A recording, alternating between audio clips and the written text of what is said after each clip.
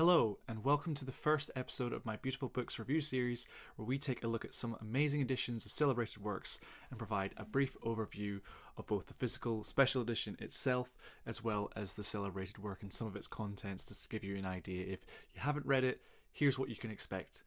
Just to be clear as well, this won't be a fully fledged deep dive on things like themes and kind of critical assessments of the subtext. It's more of a thought starter to give you some of my ideas and feelings having read it. And if you're interested in learning more about the book or edition itself from what I say, then great. Absolutely. I hope you check it out. But yeah, without any further ado, let's get into this thing. Today we're looking at The Godfather, a much beloved post-World War II tale of New York's mafioso underbelly by Italian-American author Mario Puzo. It was also turned into an amazing film of the same name, starring, of course, the late great Marlon Brando. I'm sure many of you have seen it, but we're today going to talk about the novel behind that much beloved 70s film. So before we get into the kind of review of the book proper, I just want to go over some of the nice kind of detailing that this Folio Society edition has.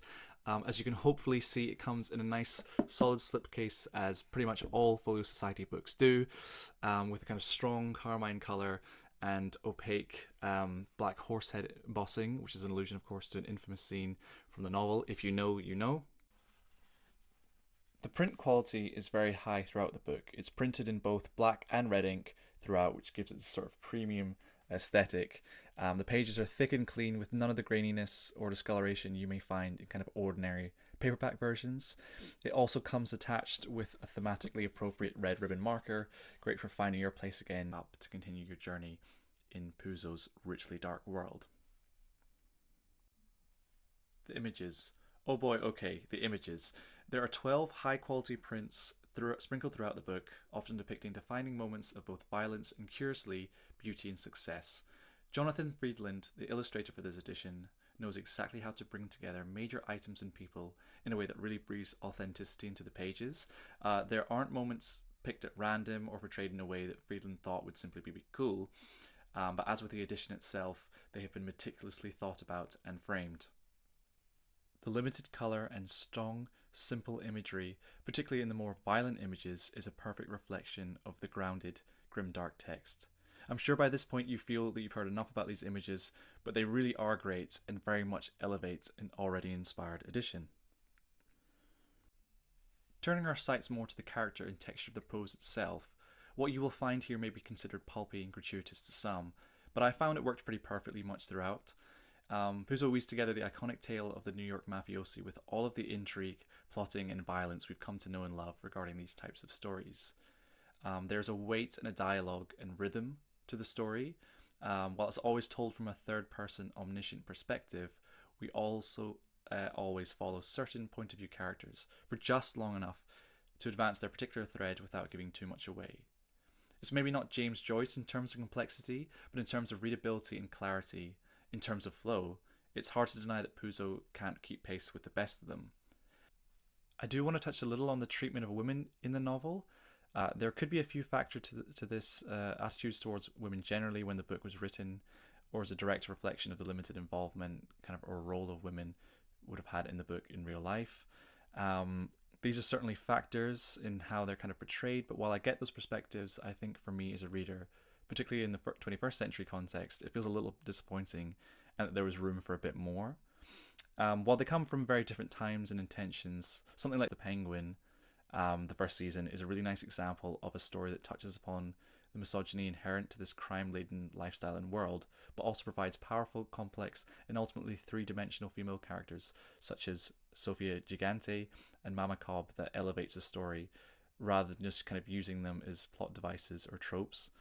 However, this is a review of the book itself, and not being like The Penguin or any other kind of similar story from a different time isn't enough to take away from the fact that there are women in this story, and while their role is limited, they do have some important contributions.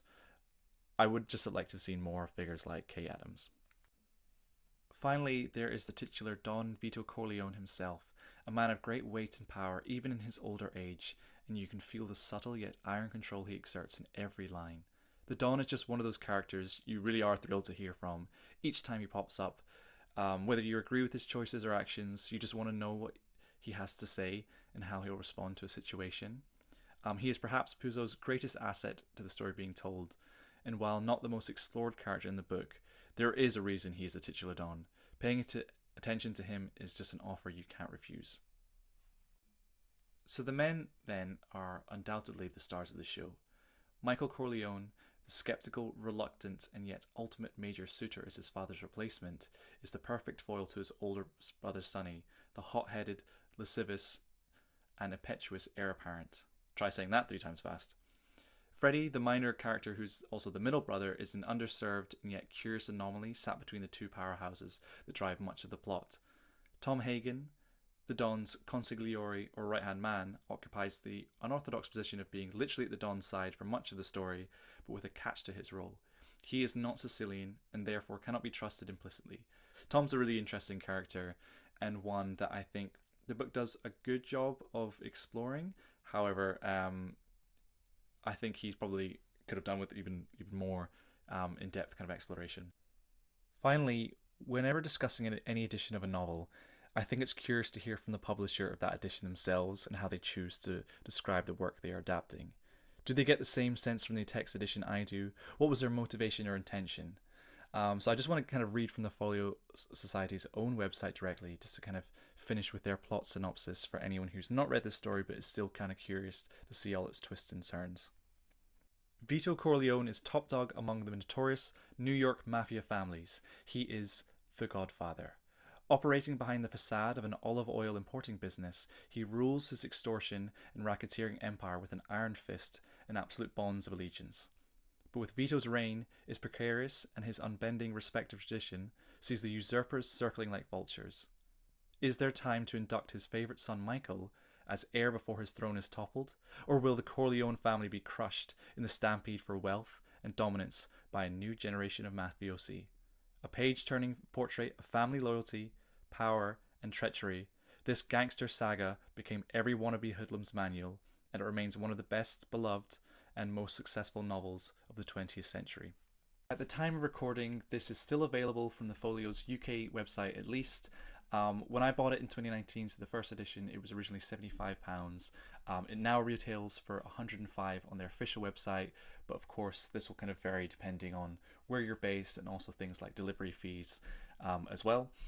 Do I think this edition is worth it? To be honest, I really do.